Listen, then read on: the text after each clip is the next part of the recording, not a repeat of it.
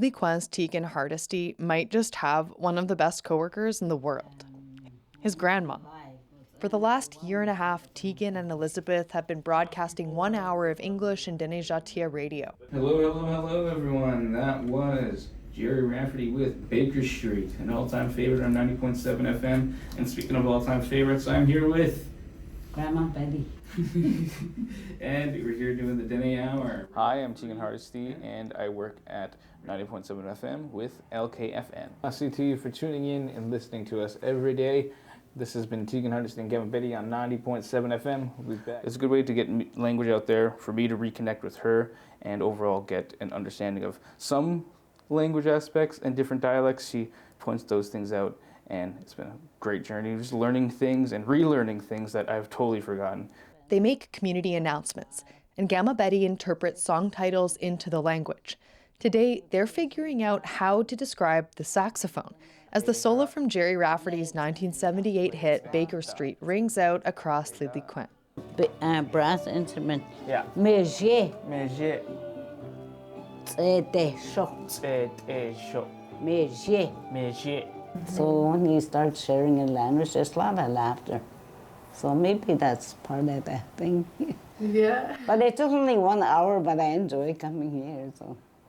Well, I always ask her, like, how do you say this and that? Like, it started off with, like, how we all young folks do. You ask your grandparents, how do you curse in Dene Zhatıé? You know, just little fun words like call people stinker or something. And then it evolved into wanting to learn more things, like aji and what little things mean when they talk to you.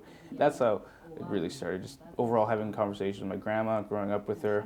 And, you know, it'd be nice to have her around more. And this is a great way to have her around and spread the word in the community, so it's really fun.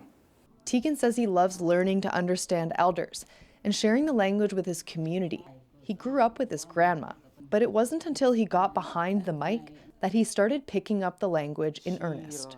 I'm learning some things. It's very slow, but once I do talk about things, we make little sticky notes, and I try to keep them around my office, and I have a little notebook, and she actually journals in the Dacho dictionary.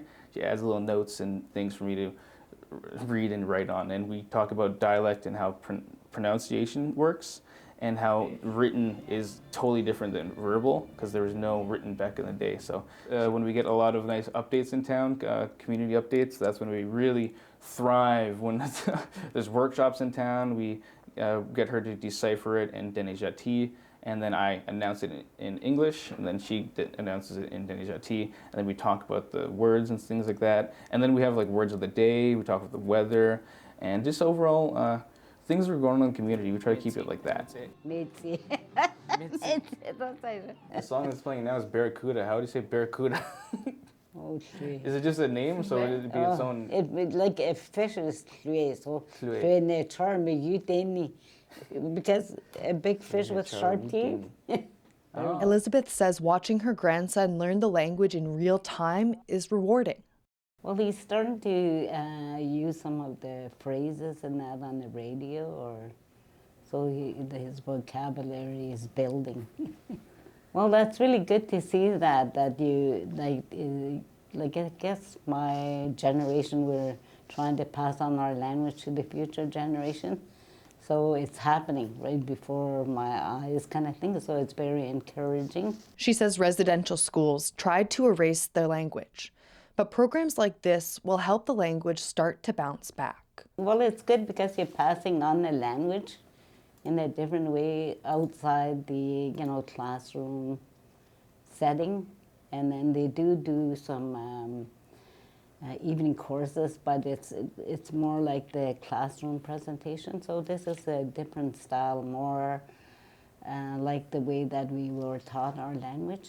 So I'd say it made me appreciate life around town more, made me want to try to get more involved, especially since I work with LKFN, It's spent time to step into getting involved with things like drum dances, helping out around town, or just overall getting into like Dene knowledge and learning my own language and sharing it as best as I can with my friends and family, because we always try to like say fun things like, if my friends needs a lighter, we go con, like fire. So things like that, just like working it into everyday life and trying to learn it as best as we can, and even as little as we can. It's as long as you're taking the steps to learn these things, and it's proof that no one makes fun of you for learning it. Everyone helps you, and people may laugh when you say things, but that's not. They're laughing at you. They're laughing at like just how happy they're happy to see someone else learning their language, our language. So it's all about the laughter steps and Dene culture, I think so. Tegan says people in town listen to Gamma Betty from everywhere, including their work trucks. They all tune into my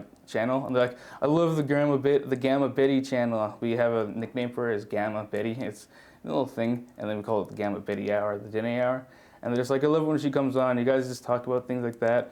And I don't know, they like enjoying hearing her on the radio, and her friends love hearing her too. They're always like, "We heard you today," and things like that. So it brings a nice joy to both of our friends and family, I guess. Avery Zingel, CBC News, Lily Quinn. How do you say brother in Dene Zhatıé?